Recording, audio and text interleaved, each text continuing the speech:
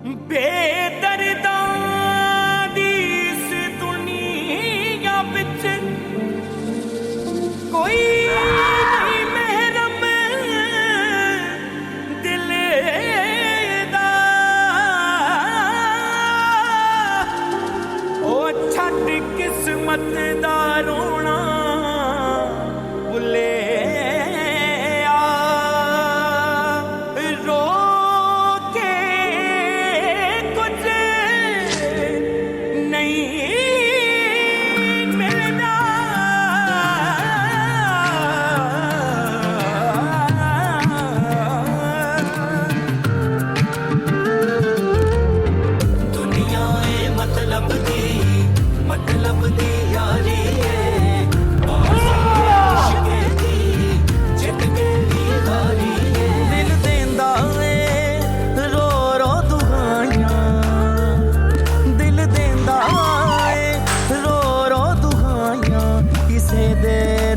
प्यार ना करी दिल देंदा ए रो रो दुआइयां। FBI वाले तेरे को गिरफ्तार कर लेंगे। मुझे क्यों गिरफ्तार करेंगे? काले धंधे तुमने किए, मैंने क्या किया है? सिर्फ ये कि तुमसे शादी की है और उसकी सजा मैं आज भुगत रही हूँ।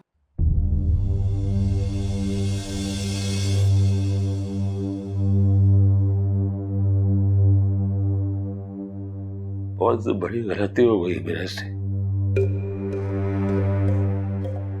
जो तेरी जैसी औरत में मैंने एतबार की,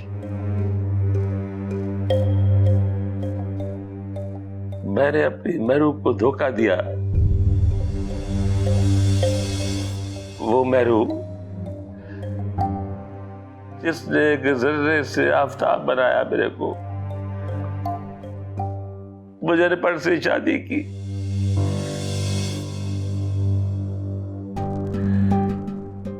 माशरे में मेरे को मकाम दिलाया, इज्जत दिलाई।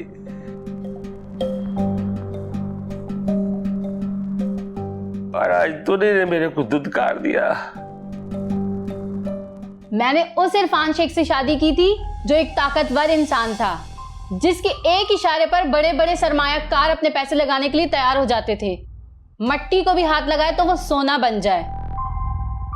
और तुम जैसे कमजोर और कंगले इंसान से मुझे कोई ताल्लुक नहीं रखना, समझे तुम? मैं अब तुम्हारे साथ नहीं रह सकती। अंकल, हाँ, आपने पापा को कहीं देखा? आपको पता है वो कहाँ है?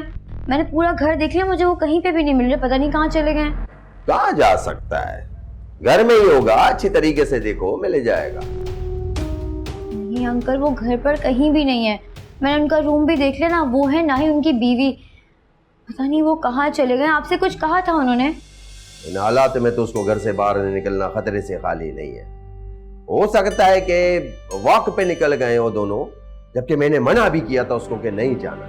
अच्छी तरह देखो, मिल जाएगा कहीं ना कहीं। अंकल, पापा वॉक पर नहीं जा सकते, उनके पास पैसे भी नहीं है, ना ही उनका कोई और दोस्त है आपके अलावा। वो कहाँ जाएंगे? प्लीज आप पता करें, मैं बहुत परेशान हो रही हूँ।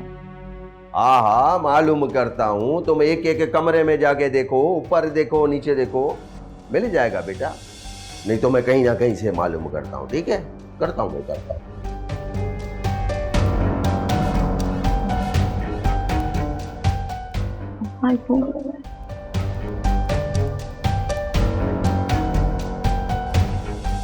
अरे तुम यहाँ इस वक्त? आओ बैठो। अरे सब खैर तो है ना? जिस कंगाल के पल्ले तुमने बांधा था ना, छोड़ आई हूँ उसे। क्या मतलब, इरफान को छोड़ दिया तुमने? हाँ, और तुम इतना हैरान क्यों हो रहे हो? एक कंगाल बूढ़े के साथ मैं क्यों रहूं जो दाने दाने को मोहताज हो गया है? वो तो इब्राहिम ने हमें अपने घर में रहने के लिए जगह दे दी, वरना उसके पास तो कोई ठिकाना नहीं था मुझे रखने के लिए। अरे तुम क्या समझती हो, इरफान इतना क्या गुजरा है? अरे उसका दिमाग जो है ना, वो सुपर कंप्यूटर से भी तेज है। वो इतना चालाक है, उसने मैरुनिसा जैसी दौलतमंद औरत को कैसे शीशे में उतारा, उसके स्याह सफेद का मालिक बन बैठा। इसमें भी जरूर उसकी कोई चाल हो। रहने दो इन बातों को। कोई कितना भी चालाक हो ना, भूखा प्यासा और गुर्बत में नहीं रह सकता। इब्राहिम ने हमें एक पुराने से स्टोर नुमा रूम में रखा हुआ है, और ऐसी जगह रहने में क्या मसलियत है? तुम अभी तक इरफान और इसके लंगोटिया यार को नहीं समझ सकी हो। मुझे यकीन है कि ये भी इसी खेल का कोई हिस्सा है। इरफान रो रो कर सबको बेवकूफ़ बना रहा है, और इस मिली भगत में इब्राहिम इसका हिस्सेदार है।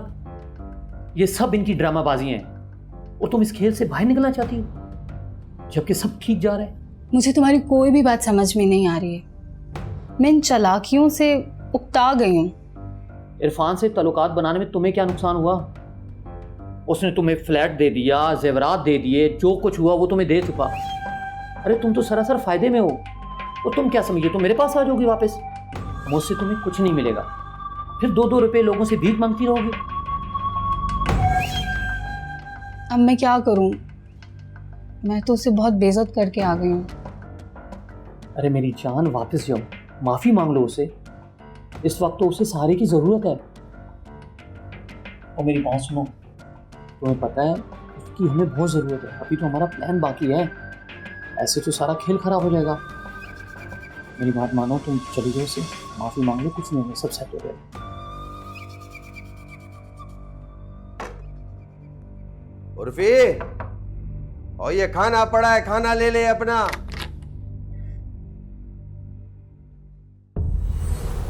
खाना लाया हूं तेरे लिए। ये भाभी किधर गई? छोड़ गई क्या तेरे को?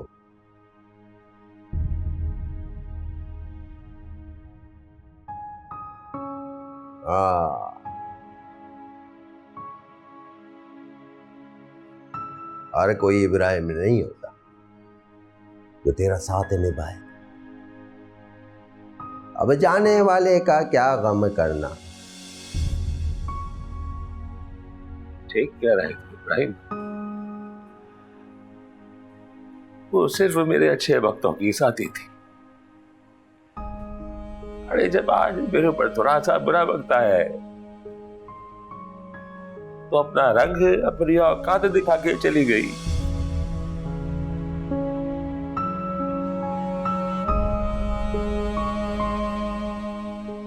मेरे को नहीं खाना ये वाला खाना। मेरे घर में तो यही बचा कुचा खाना मिलेगा तुझे। अब तेरे लिए क्या मैं ऑर्डर करूं? पिज्जा मंगाऊं तेरे लिए? तेरे को पता है कि बाहर तेरी बू सूंघते फिर रहे। किसी को पता चल गया ना तो मैं कुछ भी नहीं कर सकता। अब इतना नखरा नहीं कर। याद कर, तेरे और मेरे पास तो खाने के लिए भी कुछ नहीं था। मांग तांग के खाना खाते थे बेशर्मों की तरीके से, और हमारी बीवियां घर में भूखी बैठी रहती थी। याद कर।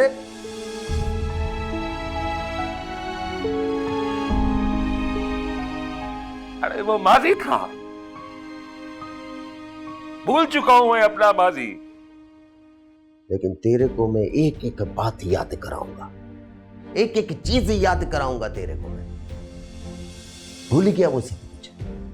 जब प्याज के साथ रोटी खाते थे, बाग से आम तोड़ के ट्यूबवेल पे खाते थे, हमारे पास खाने को पैसे नहीं थे, पैसे लोकड़ा नहीं था।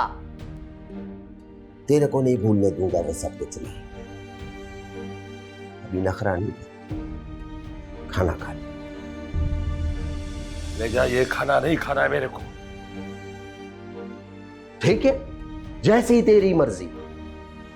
खाना इधर रखा है, लेकिन मैं अच्छी तरह जानता हूं तेरे से भूख बर्दाश्त नहीं होती है। बचपन से जानता हूं तेरे को। जिद छोड़ दे। एक बात याद रख, खाने को टुकराएगा ना तो जिंदगी भर तरसता रहेगा।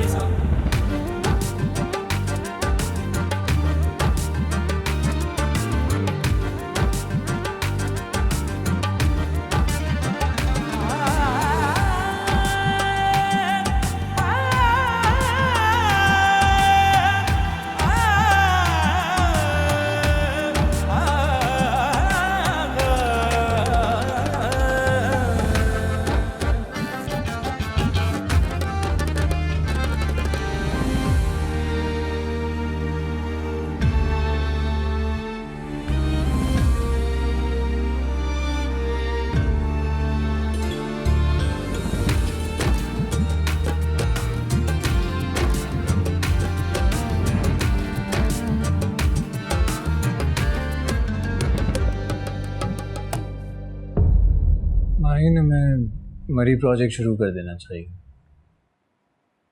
मैं तो खुद यही चाहती हूँ कि तुम फिर से काम शुरू करो। इसके लिए जो सरमाया चाहिए उस सब की तुम टेंशन नहीं लो, वो सब मैं अरेंज करूँगी, तुम बस काम पर फोकस करो। नहीं माहिन, मेरा मतलब है कि उसे दोबारा से शुरू करना पड़ेगा फ्रॉम स्क्रैच।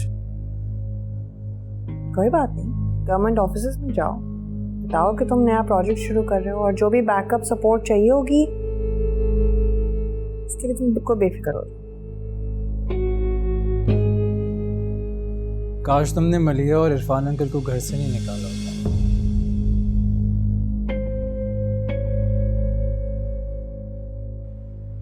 मेरा मतलब है कि इरफान अंकल के बहुत कॉन्टैक्ट्स हैं ना, वो हमारे काम आ सकते थे। इसमें भी मसलहत थी शिराज। मैं नहीं चाहती थी कि उनके खोदे हुए गढ़े कम जुड़ गए। इरफान अंकल और जफर दोनों ही मार्केट में डिफॉल्टीज हैं। अगर उनका नाम हमारे साथ जुड़ा रहता तो हम भी बर्बाद हो जाते। पता नहीं वो लोग कैसे होंगे, कहाँ होंगे, किस हाल में होंगे। रह गई बात कि वो कहाँ होंगे, तो वो अपने दोस्त इब्राहिम के घर पे हैं और मज़े में हैं। वैसे भी एक ना एक दिन मलिया ने ब्याह के वहीं चले जाना था, तो तुम उनके लिए परेशान मत हो। तुम सिर्फ और सिर्फ अपने काम के बारे में सोचो, हमारे आने वाले अच्छे दिनों के बारे में सोचो। क्या लेके बैठे, चाय पी।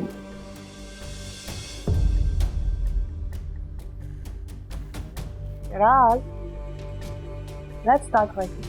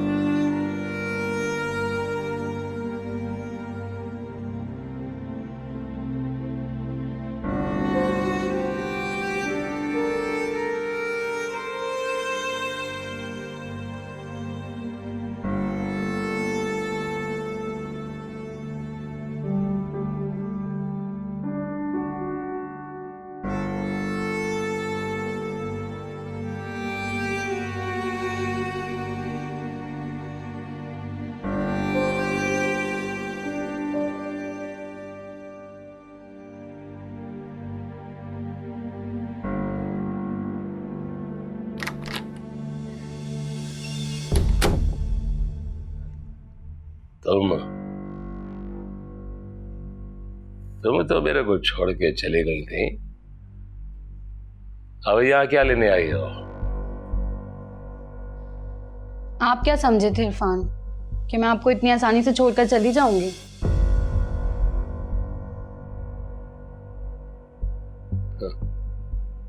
क्यों? जिसके पास गई थी उसने निकाल दिया है? इरफान फजूल बातें मत करें, मुझे बहुत भूख लग रही है, मैंने कुछ भी नहीं खाया।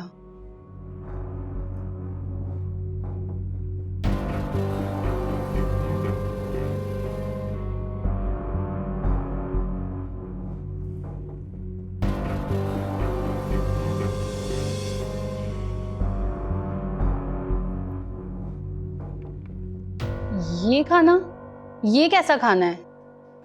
मैं किसी सूरत की खाना नहीं खाऊंगी। यही है, खाना है तो खाओ।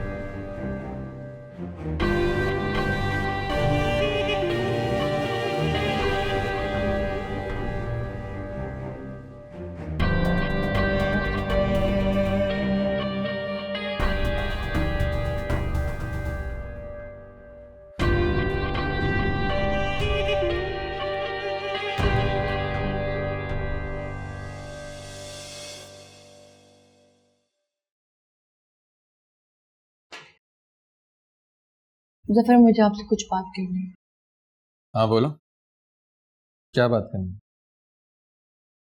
देखिए, कहना तो नहीं चाहिए पर हम यहाँ कब तक रहेंगे? आखिर इस तरह जिंदगी कैसे गुजारेंगे? तुम्हारे पास कोई और ऑप्शन है? मेरे सारे बैंक अकाउंट्स फ्रीज हो चुके हैं। मेरा एक भी दोस्त ऐसा नहीं है जो इस मुश्किल घड़ी में मेरी मदद करे। तो तुम ही बताओ मैं क्या करूं? जानती हूँ, पर जिंदगी कहीं रुक जाने का नाम तो नहीं है ना। मैं सोच रही थी कि आप कासिम भाई से बात करें, वो आपको दोबारा खड़े होने में जरूर मदद करेंगे।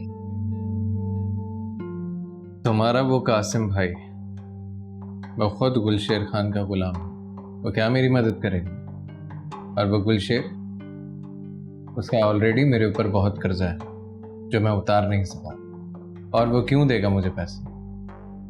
तो फिर और क्या करें? आप बात करेंगे तभी तो बात बनेगी ना। तुम समझ नहीं रहे हो, वो मुझे एक फूटी कौड़ी नहीं देगा।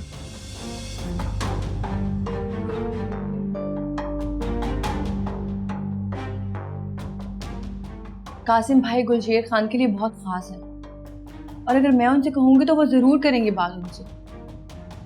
गुलशेर एक सूदखोर आदमी है, उसके दिल में कोई रहम नहीं है, कोई जज्बात नहीं है।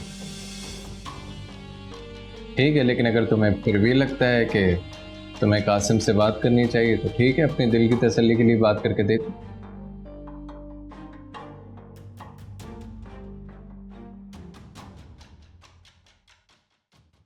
भाभी प्लीज आप मुझे अपने पास ही बुला लें, कम से कम वहां कोई मेरा अपना तो होगा ना।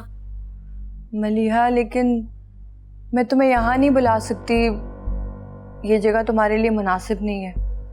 मैंने जफर से कहा है कि कोई इंतजाम करे, वो जैसे ही करता है ना तो मैं तुम्हें अपने पास बुला लूंगी। मलिक साहब, माही कह रही थी कि शिराज मरी प्रोजेक्ट शुरू करना चाहता है, आपकी मदद की जरूरत है। मेरे पास एक फूटी कौड़ी भी नहीं है तुम लोगों को देने के लिए। मैंने तो माँ बेटी का ठेका नहीं उठाया हुआ कि सारी जिंदगी तुम लोगों की मदद करता रहूं। मैं तुम्हारी मदद सिर्फ इसलिए की थी कि तुमने मुझसे वादा किया था, और अब